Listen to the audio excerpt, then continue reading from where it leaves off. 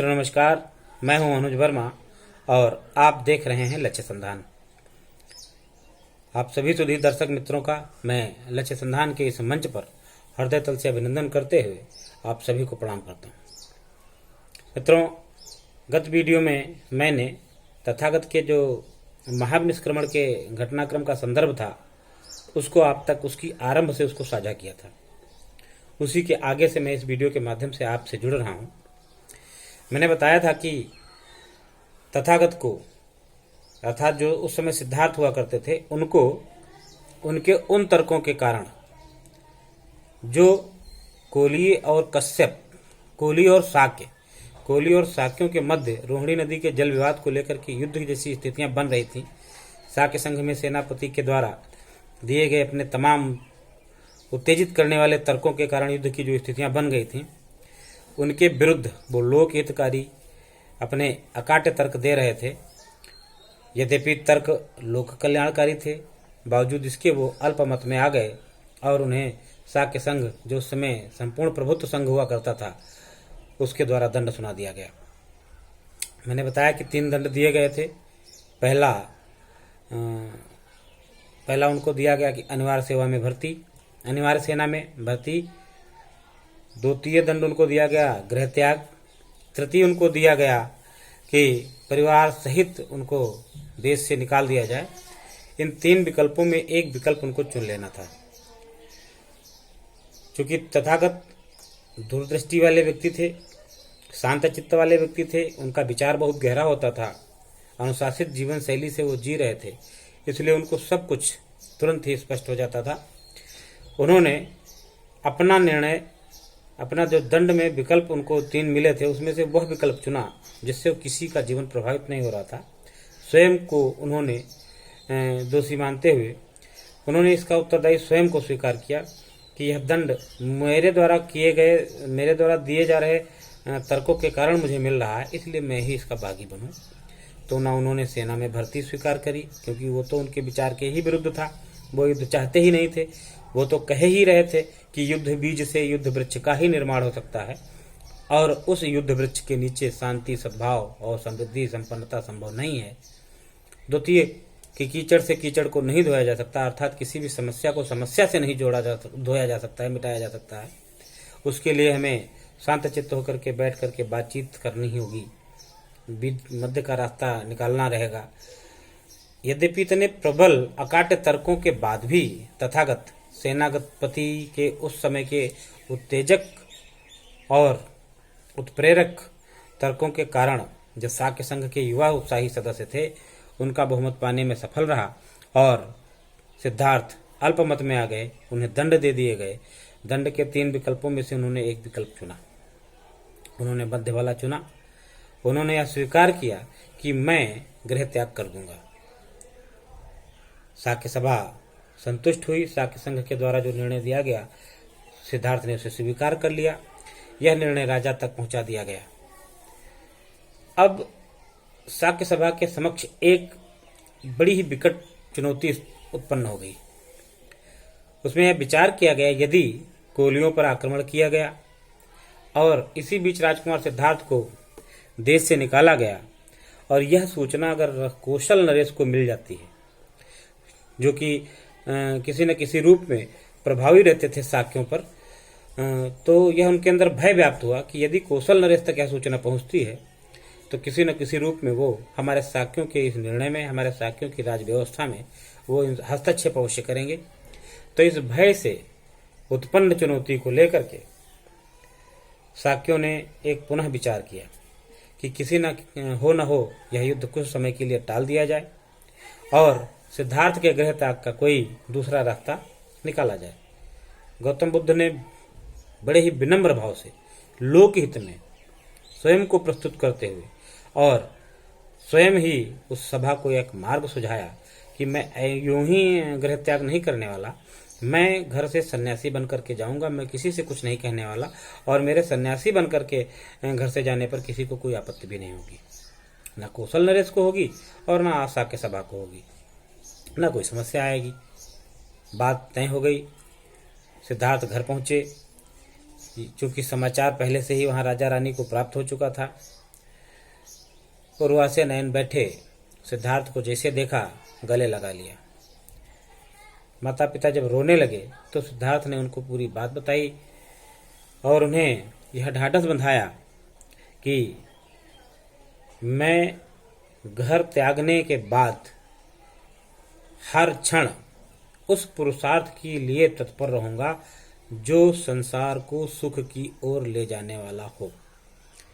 मैं ये अनुसंधान करने वाला हूँ कि संसार में दुखों का कारण क्या है, क्यों दुख है संसार में, इसका क्या निवारण क्या है, आदि आदि आदि। मानवता कैसे सुखी रह सकती है, यह मेरा प्रथम उद्देश्य होगा।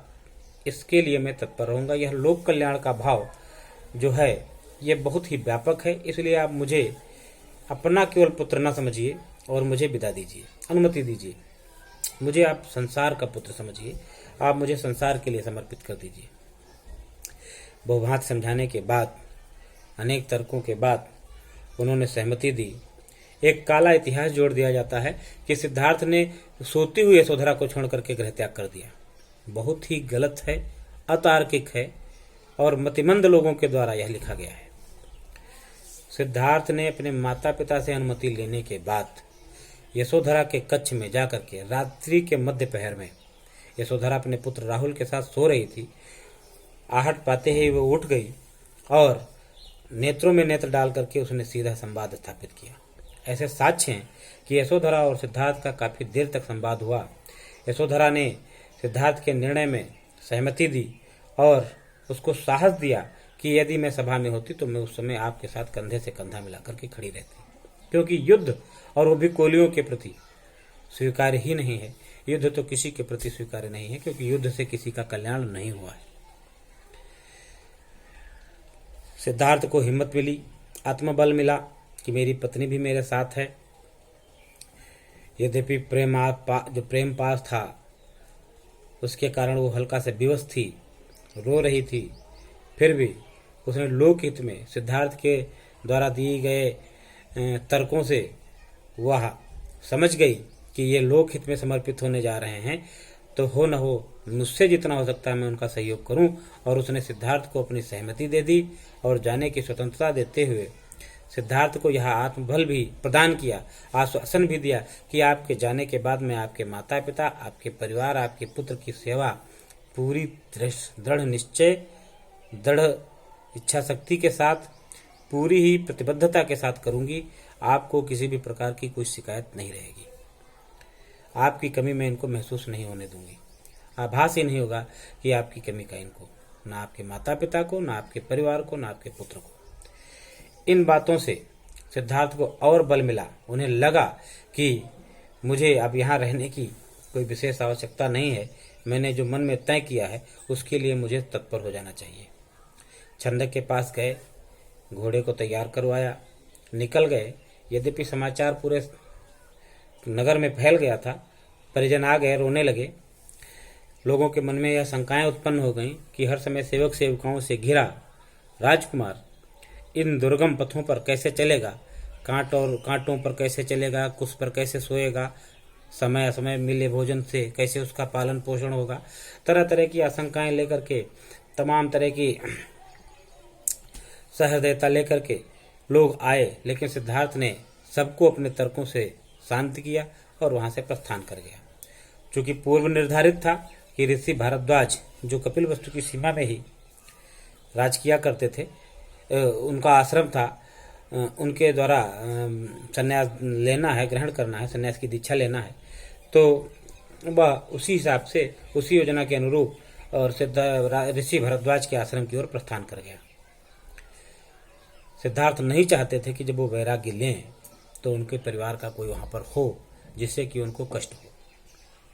इनके बावजूद भी जब सिद्धार्थ वहां महर्षि भरद्वाज के आश्रम पहुंचते हैं तो देखते हैं कि वहां उनके माता और पिता पहले से ही विराजमान थे। देखा, थोड़ा सा मन बोझिल तो अवश्य हुआ, पर पिता पुत्र का जो संबंध था उसने उनकी आंखों में आंसू भर दिए। सिद्धार्थ थोड़ी देर रुके, पुनः बाद में सोचा, जबकि सुद्धोधन ने उनको समझाया कि चूंकि कोलियों के प्रति जो युद्ध का आपका विचार था, आपने मना किया था, इस कारण से आपको दंड मिला है, तो आप इतनी जल्दी गृह त्याग ना करिए, संन्यास न लीजिए। हो सकता है कि यह निर्णय बदल जाए, क्योंकि युद्ध टाल दिया गया है। हो सकता है धीरे धीरे साक्य सभा की यह समझ में आ जाए कि सिद्धार्थ ही सही था, युद्ध गलत था, बिना युद्ध के भी निर्णय हो सकता था। तो आपका जो दंड दिया गया है आपको गृह त्याग का, यह वापस ले लिया जाए। और कोई समय भी तो निर्धारित नहीं करके दिया गया है कि आप आज ही गृह त्याग करिए। यह सब समझाने के बाद, तरह तरह की संन्यास पथ की विषमताएं, समस्याएं बताने के बाद भी सिद्धार्थ नहीं माने और प्रणाम करके उनसे अनुमति लेकर के और महर्षि भरद्वाज के समक्ष प्रस्तुत हो गए। महर्षि भरद्वाज के द्वारा उनको संन्यास की दीक्षा दी गई, उनको विधिवत संन्यास कर्म समझाया गया। उन्होंने स्वीकार किया और राजसी वस्त्र उतार करके उनके चचेरे भाई महानाम के द्वारा, जो सन्यासी के जीवन में वस्त्र पहने जाते हैं, जो उसकी वस्तुएं होती हैं, लकड़ी का कटोरा इत्यादि इत्यादि, वो सब लाया गया था। महानाम के द्वारा उनको दे दिया गया। उनका चचेरा भाई था, उन्होंने उन वस्त्रों को धारण किया, हाथ में लकड़ी का कटोरा लिया और वो जो राजसी वस्त्र थे, राजसी आभूषण थे, वो सब उसको दे दिए और वो वहां से चल पड़े। कपिलवस्तु राज की सीमा के बाहर एक अनुमा नदी बहती थी।